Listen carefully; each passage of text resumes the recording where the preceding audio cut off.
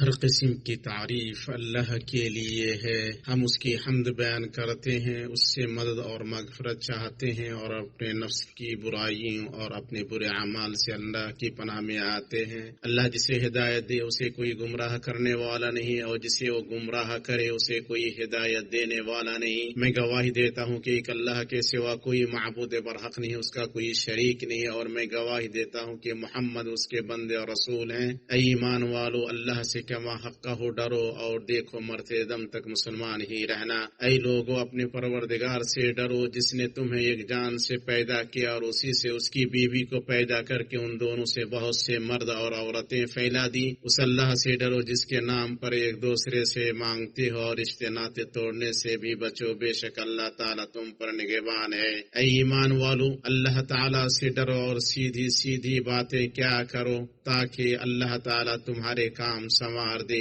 اور تمہارے گناہ معاف فرما دے، اور جو بھی اللہ اس کے رسول کی تابعداری کرے گا اس نے بڑی مراد پالی۔ اما بعد، اے لوگ، اللہ کا تقوی اس شخص کی طرح اختیار کرو جو اس کی طرف رجوع کرے، اور اس کے حکم کی مخالفت سے اس شخص کی طرح بچو جو حساب پر اور اللہ کے سامنے پیش ہونے پر یقین رکھتا ہو۔ دین کو خالص کرتے ہوئے اس کی عبادت کرو اور ایمان و یقین والوں کی طرح اس کا خوف کھاؤ۔ خواب غفلت سے بیدار ہو جاؤ کہ محرم گزر گیا اور سفر کا مہینہ آ گیا۔ نادانیوں کی نیند سے بیدار ہو جاؤ اور گزرتے دنوں سے عبرت حاصل کرو کہ نیک بخت وہی ہے جو عبرت پکڑے۔ جان لو کہ اللہ تعالیٰ نے اپنے رسول صلی اللہ علیہ وسلم کو ہدایت دے کر بھیجا، ان کے ذریعے اندھوں کو بینائی دی، ان کے ذریعے جہالت کی تاریکیاں اور عصبیتیں چھٹ گئیں، آبا و اجداد پر فخر غرور کرنا ختم ہوا، تیروں سے فان نکالنا، دنوں اور موسموں سے بدشگونی لینا رخصت ہوا۔ نہ ماہ سفر منحوس ہے، نہ جمادہ بے برکت ہے،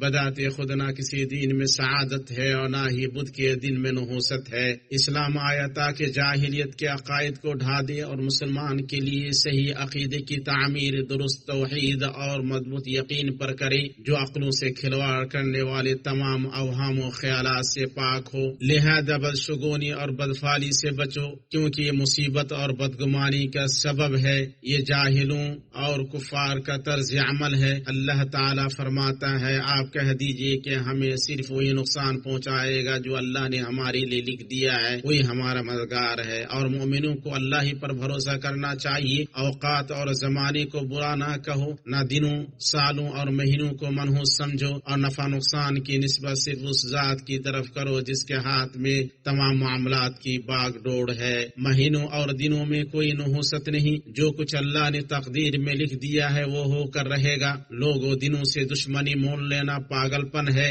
نبی کریم صلی اللہ علیہ وسلم نے فرمایا، چھوت لگ جانا، بدشگونی لینا اور الو یا سفر کی نحوست کوئی شے نہیں۔ اسے امام بخاری نے روایت کیا ہے، اور نبی کریم صلی اللہ علیہ وسلم نے فرمایا، جس شخص کو بدشگونی نے اس کی ضرورت سے روک دیا تو اس نے شرک کیا۔ اسے امام ابو داؤد نے روایت کیا ہے۔ جان رکھو تمہارے سب سے منحوس دن وہ ہیں جن میں تم گناہوں کا ارتکاب کرتے ہو اور ایسا کام کرنے کی جرات کرتے ہو جو علام الغیوب پروردگار کو غضبناک کرے۔ اس لیے پوری کی پوری نحوست اللہ کی نافرمانیوں میں ہے اور تمام کی تمام بربادی اللہ کی حرمتوں کو پامال کرنے میں ہے۔ اسی طرح تمہارے سب سے بابرکت دن وہ ہیں جن میں تم نے اپنے مولا عز و جل کی اطاعت کی۔ مسلمانوں، اللہ کا تقوی اختیار کرو اور اس کی بارگاہ میں توبہ کرو، اپنے رب کی طرف پلٹو اور اس کی بات مانو، صحیح عقیدے پر مبنی نیک اعمال کے ذریعے ایمان اور توحید کو قائم کرو۔ کسی دن یا مہینے کو دشمن نہ سمجھو، اللہ سے اچھا گمان رکھو اور نیک فعل لو، کیونکہ نیک فعل خیر کی امید ہے۔ اپنے رب پر توکل کرو اور یہ دعا کرتے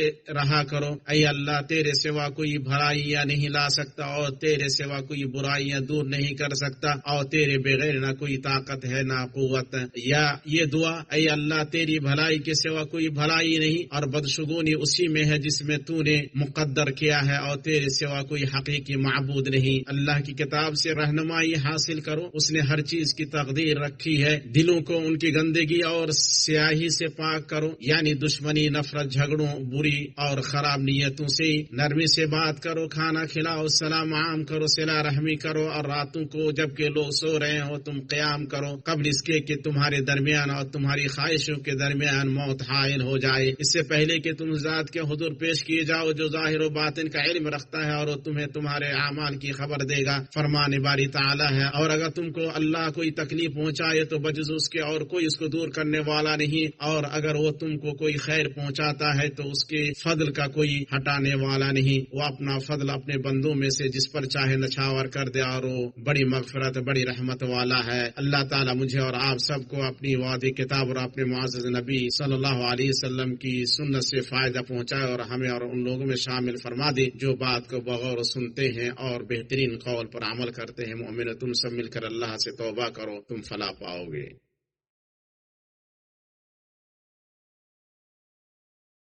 تمام تعریف اس اللہ کے لیے ہے جس کے سوا کوئی حمد و ثنا کا سزاوار نہیں، اور درود و سلام ہمارے سردار محمد پر اور آپ کے آل و اصحاب پر۔ اما بعد، انوار نبوت میں سے ابو ہریرہ رضی اللہ تعالی عنہ کی روایت ہے کہ رسول اللہ صلی اللہ علیہ وسلم نے فرمایا، بدشگونی کی کوئی حیثیت نہیں، اس میں بہتر نیک فعل ہے۔ صحابہ کرام نے عرض کیا، اللہ کے رسول نیک فعل کیا ہے؟ آپ صلی اللہ علیہ وسلم نے فرمایا، اچھی بات جو تم میں سے کوئی سنے۔ اسے امام بخاری نے روایت کیا ہے۔ اللہ کے بندو، نیک فعل لو، دوزخ کے سوا ہر مصیبت عافیت ہے، قبر کے سوا ہر تنگی وسعت ہے، اور شرک کے سوا ہر گناہ کی معافی ہے۔ اگرچہ ہم مصیبتوں کا حسن نہ دیکھ سکیں، تب بھی اللہ نے جو مقدر کیا ہے وہی در حقیقت خوبصورت ہے۔ اللہ کے بندو، خلوت و جلوت میں اللہ سے ڈرو، اور اپنے ظاہر و باطن اعمال کی اصلاح کرو، اور شکر کے طور پر اپنے اعضاء کو اس کی اطاعت میں استعمال کرو، اور جو تمہارے نبی صلی اللہ علیہ وسلم لے کر آئے تم اس کی حفاظت کرو، اور ان پر بکثرت درود بھیجو، کیونکہ ان پر درود بھیجنے سے تمہیں اجر، کامیابی اور قبولیت حاصل ہوگی، اور درود کی کثرت سے بندشیں کھلیں گی، مصیبتیں دور ہوں گی اور قرض ادا ہوں گے۔ اے اللہ، ان پر درود و سلام نازل فرما، اور اے اللہ تو راضی ہو جا چاروں خلفاء راشدین سے اور بقیہ معزز عشرہ مبشرہ سے اور اپنے چنیدہ نبی کی ازواج مطہرات سے۔ اے اللہ، ہم تجھ سے دعا کرتے ہیں کہ تو اسلام کو غلبہ عطا کر، اے